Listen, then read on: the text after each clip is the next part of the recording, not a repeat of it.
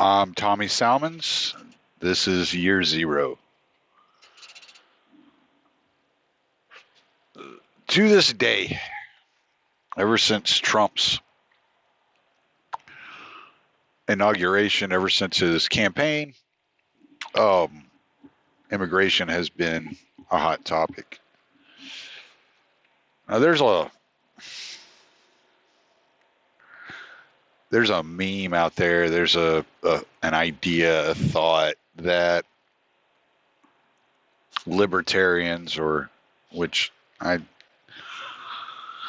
tend to avoid that label, because people don't know the difference between big L and small L and all of that. So I tend to steer clear of libertarian topics with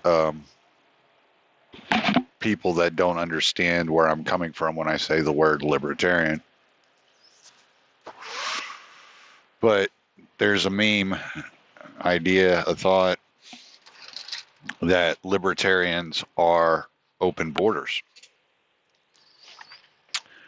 And to the casual observer,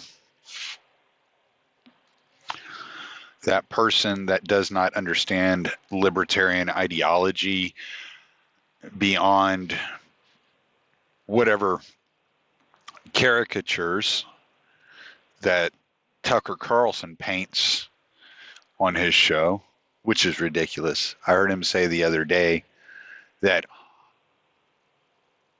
the president of Hungary was trying to save the young people from hard-edged libertarians like George Soros and the Clinton Foundation, which cracked me up. But to people that do not understand what libertarian is and how the ideology is structured, I can see why they would believe that the default libertarian position is open borders. But have no fear. I am here. I will save you. I will try to. I will attempt to. I will attempt to explain this in such a way that you understand that it is not an open borders argument, but a private property borders argument. And though that is the same thing to some people, it is not the same thing to a libertarian. So that's where we're going to start this episode. We will move in a slightly different direction here in a little bit, because there's something I think is worth talking about that does not involve Democrat debates, because I haven't watched them. And I will watch them. I just haven't watched them. So, well, I've watched like 30 minutes of them, and all I can say is, I watched 30 minutes of the first debate, and I was just like, this is so fucking boring. So Bernie Sanders, the curmudgeon, wants the government to monopolize healthcare, and Beto thinks he's a genius and he's the golden child, so he's going to fly into the rescue and find a middle ground between free market and monopolized healthcare. And I'm just like, you people are fucking morons, all of you. Just shut up. But I will watch them. I will. So, all right, back to the immigration topic. Now, there are a few things that we have to frame up that I've talked about on different podcasts that need to be understood about immigration. A lot of the immigration that we see and that we hear about are people seeking asylum. They're refugees seeking asylum. Okay? And what has happened in many cases is their country has been destroyed, either militarily or economically, by U.S. foreign policy. And they can stay in their homeland and they can suffer at the hands of the U.S. foreign policy. A lot of times it's covert action, it's covert operatives, it's CIA, Delta Force. It's these guys going in and training insurgencies and in attempting to overthrow governments. Sometimes, or just as many other times, it's sanctions put on their countries, which are choking off the average people, the everyday people, and because governments in a lot of ways operate as corporations. Okay, so you have to understand that when you have a situation to which the United States is putting sanctions on a country, let's just take Venezuela for example, the Venezuelan government is not going to feel that strain. They're going to pass the strain down, just like if you raise the minimum wage, the business owner isn't going to feel the strain. They're going to pass the strain down in some way, shape, or form. So typically when you put sanctions on, and this is the United States stated goal, is when they put sanctions on a country, it's because they understand that it's going to put a strain on the people of the country, and they want it to put such a strain on the people of that country that those people rise up and overthrow whatever regime is in place at that point in time. That is the intended purpose of sanctions. So when you hear any president, any Congress, any politician discussing sanctions on another country, that's what they're talking about. We want to starve enough people. We want enough people to experience enough pain to rise up and overthrow their government. That is the intended goal of sanctions. This is what sanctions are for. Okay? And it doesn't typically work. It's not a proven strategy that works. Okay? Because the government understands what is being done to them. And what do? Well, they're going to propagandize their people, and they have more access informationally to be able to communicate with the citizens of their nation. So they're able to turn the tide against the United States and say, no, this is the U.S. The U.S. is doing this to us. And then what do we get? We get radicals that come up from these other countries and commit acts of terror on U.S. soil, or to military bases or whatever, So basically the terrorist activities that you see are what they call blowback, which Ron Paul addressed in the Giuliani moment. And blowback is simply a CIA terminology that expresses that the violence that is being carried out is in response to perceived injustices by the United States government, whether that's sanctions or military action or whatever it is. So we have to address that first and foremost, that if the United States stops the foreign policy of involving itself in other nations, stops empire building, stops committing coups, stops placing sanctions on other countries, you are going to see a drastic downturn in refugee and asylum seekers. It's the way it works. Okay?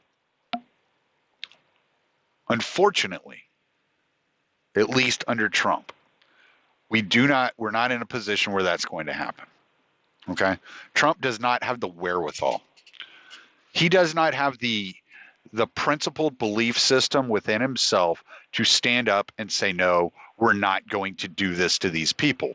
It's just wrong. We're not going to do this. We'll find another way to interact with this nation. Okay? Which would have been the Ron Paul strategy. Stop all sanctions, open up trade, let's be friends, see if we can't cooperate and live amongst each other peacefully. All right. What you have to realize is that nation states, countries operate in a system of anarchy. Okay. So basically, when you see the U.S. and its relations with Saudi Arabia or Russia or Britain, there's not an overlord, there's not an overseer, there's not a higher government beyond that, which is in cooperation and talks, right? So this is why trade deals that are trilateral involving three countries are bad news, because what you're doing is you're leveraging countries against each other when you should be totally bilaterally dealing with each country individually on its own. So it's a lot like if you were trading with your neighbor. You wouldn't bring in the neighbor to the other side of you to twist the arm of this neighbor. And if you did, you can expect at some point there's going to be some sort of blowback, right? So when you look at the way nation states interact, realize that is a state of anarchy. There's nothing governing. There's no higher government overseeing what is happening between these nation states. All right. So this is a direct relationship. This is no different than the way you would interact with your spouse. It's no different than you would interact with the grocery store or with the gas station. This is a completely voluntary exchange and engagement. All right. So if you are aggressing against a country via sanctions or militarily through violence, then you are a bully. You are the aggressor in that relationship. Okay. So just to give you kind of like where I'm coming from and what I'm looking at. So what the U.S. does is they try to bully or use aggression in such a way, forcing these nations to do what the United States wants them to do. It puts the country and the citizens mainly in a lot of pain. And who's it going to hurt worse? It's going to hurt the poorest among the citizens. So those that were already in a lot of economic pain in these third world countries, and third world countries are no joke. Third world countries, economic, like the lowest economic tier in a third world country is like nothing you will ever see in the United States. All right. I know people try to like compare Baltimore to a third world country. Now Baltimore's fucked up. All right. Places in the inner city in Chicago, places in the inner city in Houston, they're fucked up, right? And it doesn't look like first world country, but it is not low tier third world. That's like middle tier, right? It's like middle class. Low tier third world are people building shanties out of scrap metal that they found on the side of the road. Okay.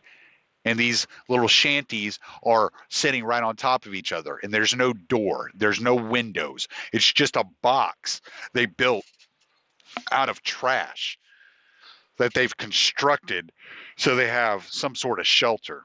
I mean, I've seen these little townships in South Africa. It's incredible. You have these people building these little boxes on the side of the road, and then they go out into these fields. I guess, I don't know. They're picking fruit or whatever, and they're trying to sell it on the side of the road. But they live in a box. Literally, it's like probably 7 foot wide by 7 foot long, maybe 6 foot tall. It's a little box. And so it's smaller than what most of us would consider a room. So this is the type of people that are fleeing these nations. They have nothing. They had nothing to begin with, and they're in even worse shape now due to U.S. foreign policy.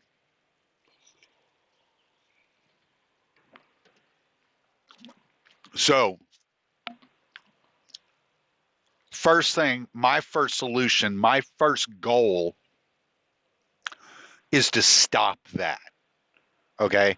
Let's stop harming innocent civilians in order to install the government that we want because, well, I like him better, or he'll give up the country's economic well-being in order to enrich the United States. We have to stop acting that way. You wouldn't act that way with your neighbor, right? That's not the way you interact on a daily basis. If a company like a Best Buy were to try to strong arm you in that way, you would never fucking want to do business with those people ever again. Ever. You would have no sympathy for them. You would want nothing ever.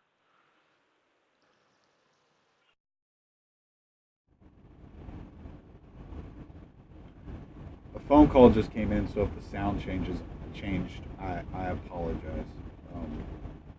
I'll see if I can't adjust it here in a little bit. Sorry.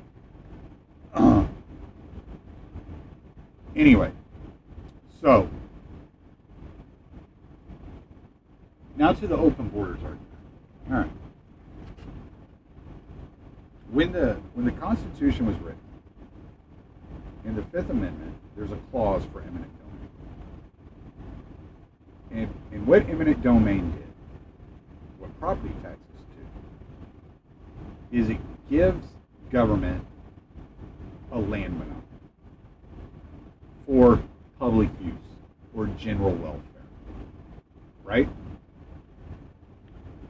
So basically, we saw this in Kelo versus City of New London in 2005, where what happened was a private organization owned a piece of property. Another private organization wanted that piece of property for financial purposes. And the government stepped in and said, well, the private organization that wants that piece of property is actually going to make the government more money. So they took the property from the original owner and gave it to the other organization that was going to make the government more money, that was going to be more fruitful and pay more taxes and employ more people. Okay? The government assumes a monopoly over all land. If you do not pay your property taxes, the government takes it. You have to pay that rent. If you do not pay that rent, your fees, your dues to that government, it is their land. Period. That's the way it works. There's not it is structured that way. This is completely constitutional. It is a complete land monopoly, which is a sort of neo-feudalism, as I've referred to it in the past. But basically what they're saying is, we are allowing you the privilege of living on this property. But as soon as there's a more economic, a more profitable purpose for this property, it is no longer property for you to live on. Right? And this is strictly a land monopoly. So that brings us to the border. Okay? What a libertarian believes is no. The person that is working the property, the person that has made changes to the property, the person that is actually in possession of the property and using that property is the owner of that property. And your monopoly is illegitimate. You were coming in and you were stealing my property from me. You were taking my property, giving what you consider, quote unquote, just cause. Or, yeah, the just quantity that it is worth that you consider, right? Now, sometimes people get what it's worth. Sometimes people get more. A lot of times people get less. And when it came to the border and the private property on the border, there were a few things I saw. Number one, Trump told all the people that live on the border, we are going to come in and we are going to build a wall. And we're not going to build that wall. We can't build it directly on the border because of the terrain of the border. So we have to come in 200 yards or something. It was something like that, 100 yards or 200 yards. Anyway, we have to come in a specific amount. So all that land, that 200 yards or 100 yards or whatever it is, in depth, plus the wall, plus maintenance on that wall, you lose access to. That is now the federal government's land. It is no longer your land. You either take the money that we're offering you, or we're going to confiscate the land. Another thing I noticed, where there were people that live on the border, in areas of the border where the river is actually deeper, because the river's not extremely deep all over, but there are places where the river's actually really nice, where you can go out on a boat in the Rio Grande and you can fish and all this stuff. There are people that built their houses directly on the river. And now they are going to be cut off from society because the wall puts them on the Mexico side of the wall because of the location of the wall. So not only is their land getting split in half, but they're getting placed on the half of the land that is on the Mexico side of the border wall, not of the border. Okay, that's number two. So, in number three is that if we were to adhere to private property, the government would have no right to come onto other people's land and make them do something with their land, right?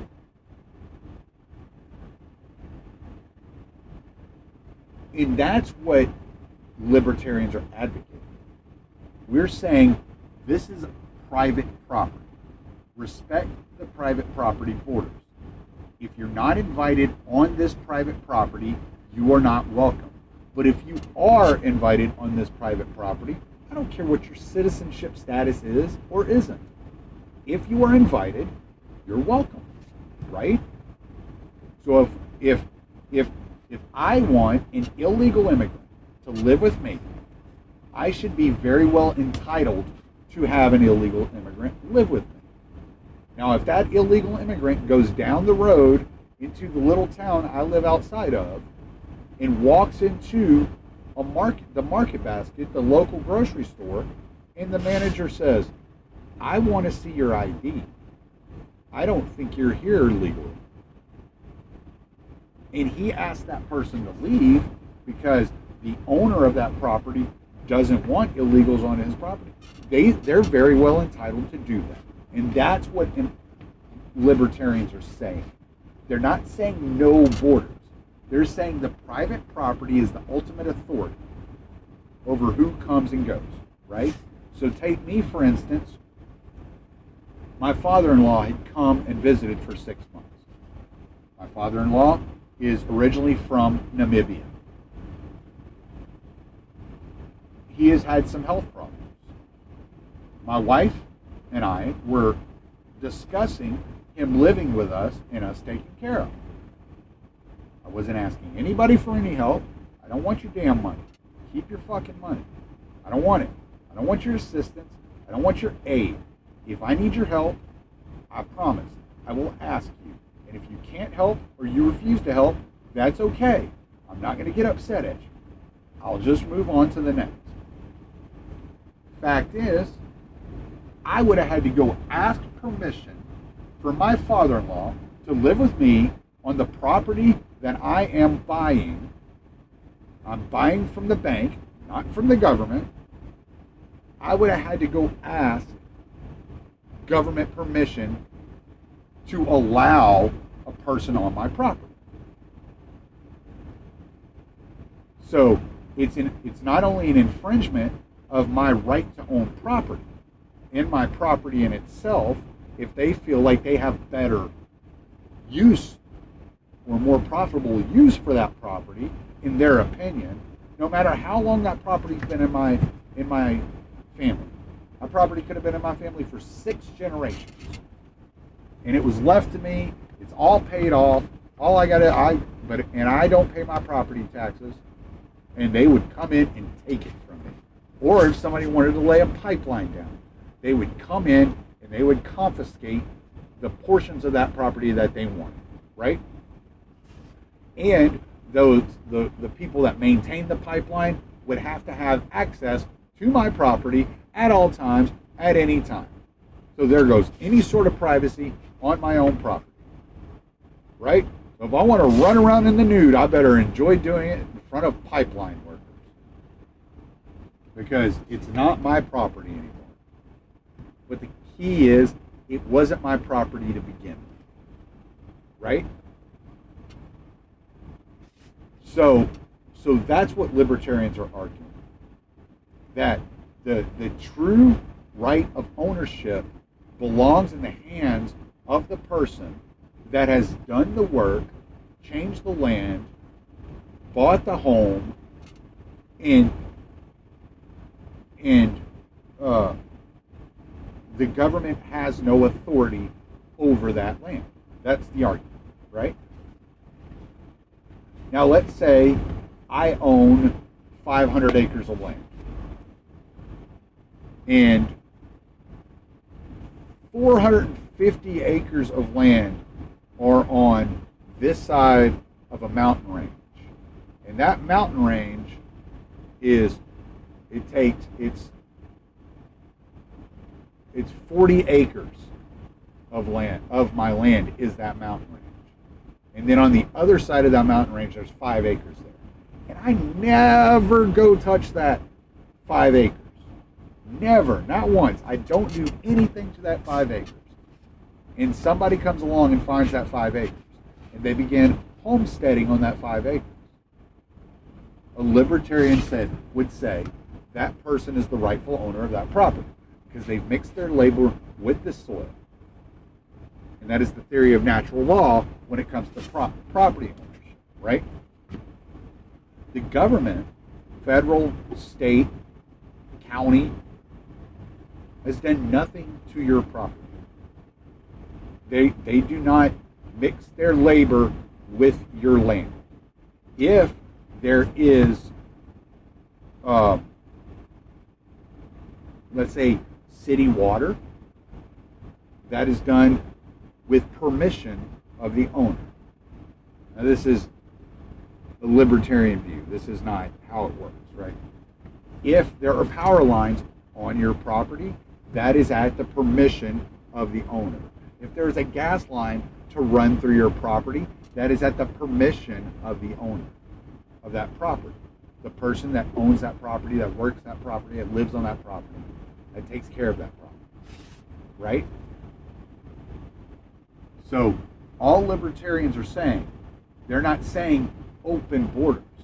They're saying there's no such thing as a government border, because the government can't feasibly own land as per the theory of natural law, okay? Because they've never mixed their labor with the land. Now what they do is they just claim a monopoly, like a feudal lord used to. A king would appoint a feudal lord over an area of land. The feudal lord would allow the servants to continue working the land, but if a servant got out of line, that feudal lord would just throw that servant off and move another servant in there. And that servant had no say in what happened with that land, other than it was their job to plow it, and to work it, and to till it. Same with slaves. A slave had no say over the land. The slave mixed their labor with the land, but the plantation owner was considered the owner, even though the slave was the one that was producing on the land and mixing their labor with the land, right? So therefore, The libertarian argument is not an open borders argument. It is a private property borders argument. It is a no land monopoly argument, right? We don't want the government to have a monopoly on the land. Because when the government has a monopoly on the land, they can just kick people out of their homes as they see fit. So we want people to be able to own their own land, to work their own land, to enjoy their own land, and no one is allowed upon that land without that person's permission. Whether that person is an immigrant, a citizen, a government official, or a family member, it doesn't matter. It has to. It's all with consent. It is the freedom of association. And free association only occurs with consent. I live on, like, I think it's 8 point, I can't remember. It's over 8 acres. Okay? My house is set back on probably the back 3 acres of my property. So my driveway, I think, is about 800 yards long. Something like that. Maybe not 800 yards, 800 feet. Something like that. I don't remember. My wife told me, I can't remember. It's not 800 yards. I know I'm wrong there. It's like 800 feet or something. Anyway, so my driveway is probably about a quarter mile, like, give or take, okay? I can see somebody that turns into my driveway coming down my driveway as they come down. If I meet, say, a police officer halfway down the driveway and I tell them to leave, as far as private property goes, I'm in the right. I have the right to tell them to leave. As far as the government goes, they have the authority to go where they want when they want, right? So there's a conundrum there. This is how you end up with shootouts, right? Now, I happen to live in Texas. They're a little bit better on property rights. There have been instances where police have been shot when a SWAT team is entering a person's home and the person is acquitted. They're let off because the police never officially announced their presence. So, you know, it's happened. It's happened in the past. It's happened over the last couple of years. But still, Texas exercises a monopoly on land. If I don't pay my taxes, they take my land. So it's the same thing. Texas has its borders. They don't care about your property borders, right? They care about their borders. Okay? So that is the libertarian argument. They're not worried so much about open borders. They're worried about the land monopoly and private property borders, right? And so if it weren't for the land monopoly, private property borders would be the only borders that were legitimate and should be the only borders that are legitimate. Unfortunately, the world isn't always as it should be. So this leads me to my other point. One of my favorite things, nullification. So over the last couple of weeks, I've run into some conversations with some different people online. I haven't engaged with them, but I've witnessed their conversations with other people. And so I asked somebody about it. They sent me an article. And sure enough, there is an immigrant underground railroad operating in the state of California. And if I'm not mistaken, there's some smaller cells in other places within the United States. Now, some of you listening may want strong borders and may build the wall type obviously, from the 30 minutes that I just covered on my thoughts about land monopoly, I'm not one of those people. So what I have to say about this is I find it pretty interesting because what happened were a lot of different faith leaders from many different religions and faiths have come together along with activists, and they've created a network in which they are housing and caring for illegal immigrants as they cross the border. And they're moving them from house to house. They've, from what I understand, they've been successful at staying one step ahead of the game, and not, from what I understand, no one's gotten caught, no one's been arrested.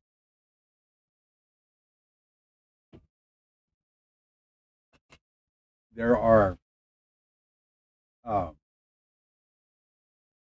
pastors involved, one of which said that he believes that what he's doing is God's calling, and that it doesn't matter what the government says, that he believes he's doing what God would want him to do in caring for the least of us. As he, I think is how it, there was a Jewish guy who survived the Holocaust as a young man. He was hidden in the attic of some Germans, hid him in the attic, and so he feels like he's paying the favor forward. And the reason that they're going house to house is because churches are public. So there's no need for a warrant in order to enter into a church and search a church, but they need warrant to enter into homes. And they hope that the need of warrant gives them enough of a heads up and gives them enough time to move the immigrants if they need to. It appears that at the moment they're able to house and accompany 100 immigrants at a time. They're trying desperately not to separate any families, if at all possible. They're getting food and shelter, and new clothes, and they're meeting some interesting people, to say, if nothing else. And this is exactly what I'm talking about. These people are on their own property. They have a desire to help others. Who am I to tell them who they can and can't? It's none of my damn business. It's not for me to say. And I applaud them. No matter what you think about immigrants, good, man. The federal government is way too fucking big. And if the only way to roll back these fucking laws is to break them on a mass scale, fucking right. Good. Because fuck them. The more you ask them to do, the more power they take, and the less free you're going to end up being. Maybe not you specifically, but your children or your children's children.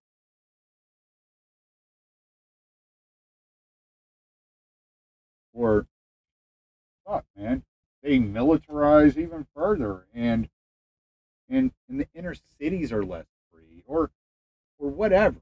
Like, I'm kind of, in some ways, I'm immune from some of this stuff because of where I live, and I'm fortunate. I'm fortunate to be in the situation I'm in. Is it always easy? No. Sometimes we struggle with money. Sometimes we just make it paycheck to paycheck. But damn, at least I'm not caught up in the inner cities where the police forces are militarized. They're kicking in the wrong fucking doors, shooting the wrong fucking people. And it's just insanity, you know? So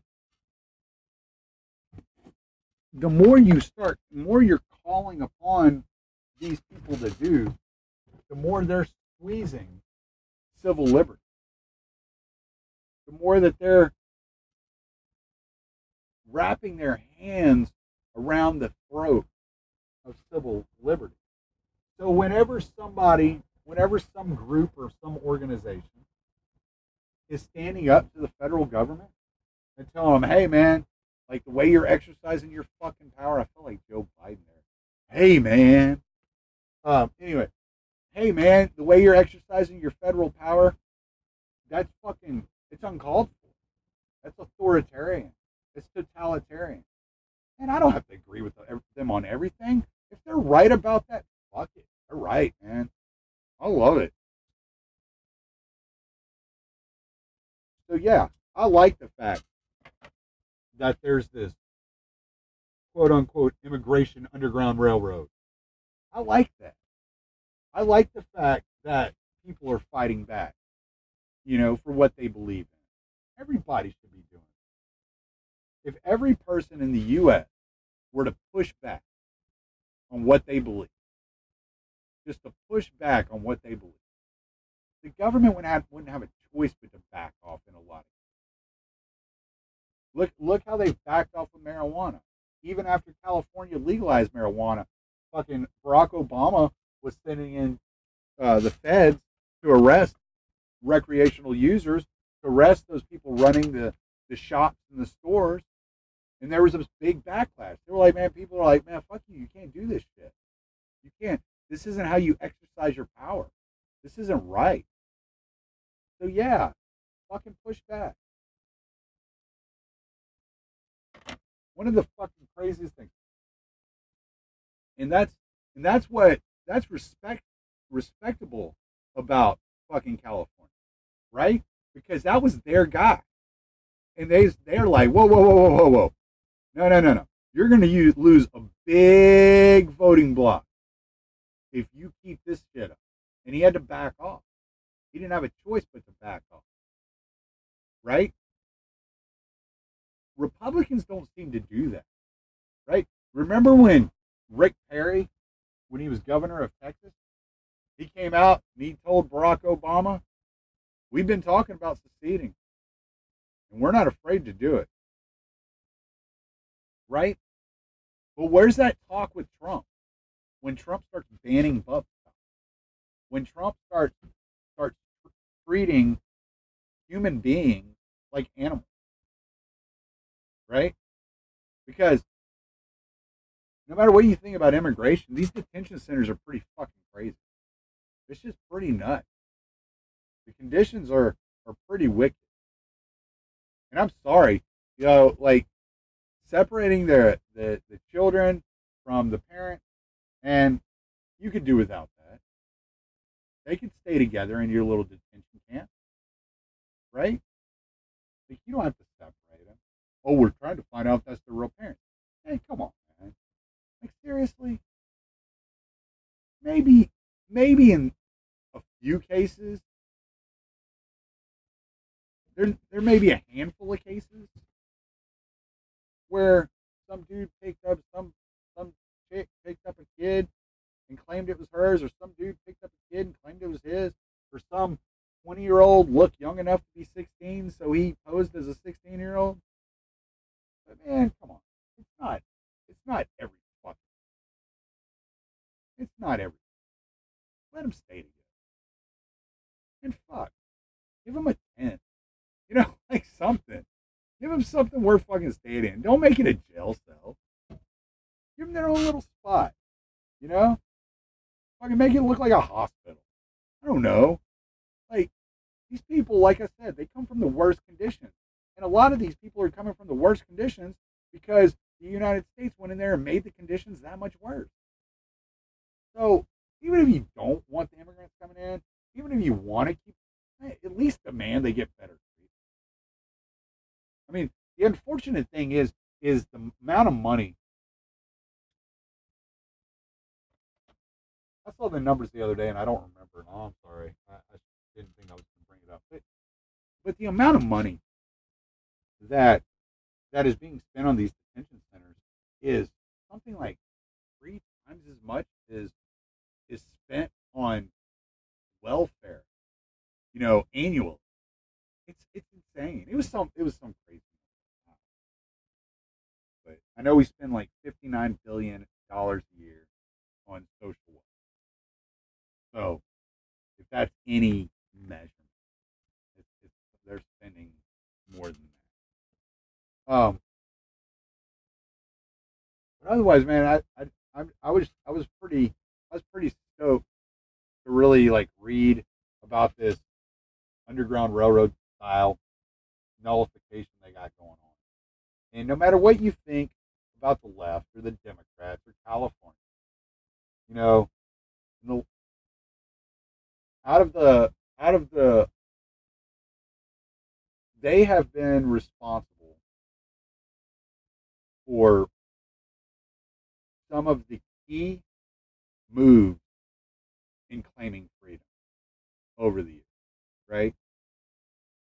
With with the decriminalization or legalization of marijuana, even if you go back to Berkeley, in the free speech riots in the '60s, and yeah, I know there are these progressive elements, and there are these communist elements, and I know, and when I say communist, I'm talking tankies, talking people that want to use force and violence to create a communist society.